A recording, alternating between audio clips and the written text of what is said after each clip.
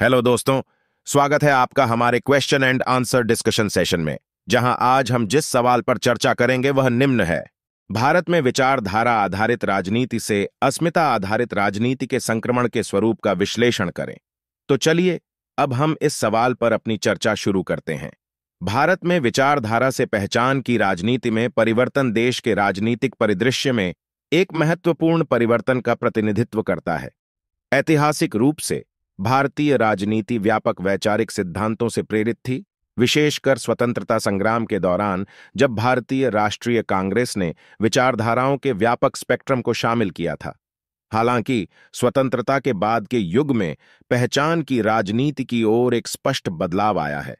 यह बदलाव राजनीतिक क्षेत्र में जाति, धर्म और क्षेत्रीय संबद्धता जैसे विशिष्ट पहचान प्रतीकों की मान्यता और दावे पर बढ़ते जोर की विशेषता है।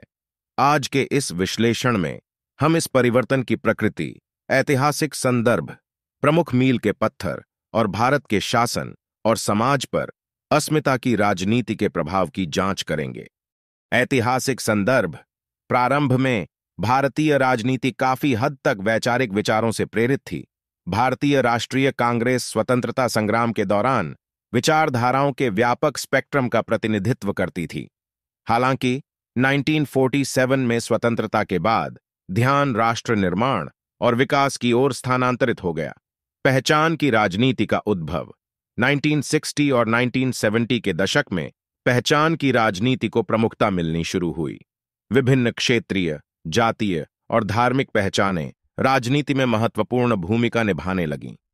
इस बदलाव का श्रेय भारत की सामाजिक विविधता और विभिन्न समूहों की विशिष्ट चिंताओं को दूर करने की आवश्यकता को दिया जा सकता है। मंडल आयोग और ओबीसी आरक्षण। 1980 के दशक के अंत में मंडल आयोग की सिफारिशों ने पहचान या अस्मिता की राजनीति को बढ़ावा दिया, क्योंकि उन्होंने सरकारी नौकरियों और शैक्षणिक संस्थानों में अन्य पिछड़ा वर्ग ओबीसी के लिए आरक्षण की शुरुआत की। इससे राजनीति में जातिगत पहचान को बढ़ावा मिला। क्षेत्रीय दलों का उदय। अक्सर क्षेत्रीय या भाषाई पहचान पर आधारित क्षेत्रीय राजनीतिक दलों के उद्भव ने अस्मिता की राजनीति को और बढ़ावा दिया। तमिलनाडु में डीएमके और महाराष्ट्र में शिवसेना जैसी पार्टियां इसके उदाहरण हैं। धार्मिक पहचान। हिंदुत्व आधारित राजनीति के उदय के साथ धर्म ने भी भारतीय राजनीति में एक महत्वपूर्ण भूमिका निभाई है, जिसका प्रतिनिधित्व मुख्य रूप से भारतीय जनता पार्टी भाजपा करती है। इसने अन्य धार्मिक पहचानों के विपरीत हिंदू पहचान पर ध्यान केंद्रित किया है। सोशल मीडिया और संचार।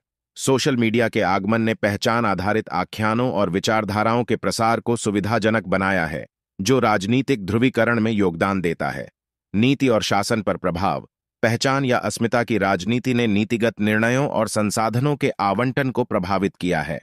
राजनेता अक्सर अपना समर्थन सुरक्षित करने के लिए विशिष्ट पहचान समूहों की मदद करते हैं। चुनौतियां। जहां पहचान की राजनीति ने हाशिए पर पड़े समूहों को आवाज दी है, वहीं विभाजन को कायम रखने और एकजुट राष्ट्रीय पहचान में बाधा डालने के लिए इसकी आलोचना भी की गई है। निष्कर्षतः भारत में विचारधारा से पहचान की राजनीति में परिवर्तन देश के जटिल सामाजिक सांस्कृतिक ताने बाने को दर्शाता है। जबकि पहचान की राजनीति ने विभिन्न समूहों को सशक्त बनाया है, इसने राष्ट्रीय एकजुटता और शासन के संदर्भ में चुनौतियां भी प्रस्तुत की हैं। यह सतत विकास भारत के राजनीतिक परिदृश्य को आकार दे रहा है। धन्यवाद। आज के लिए इतना ही। मिलते हैं हम अब अपने अगले वीडियो में। तब तक के लिए जय हिंद।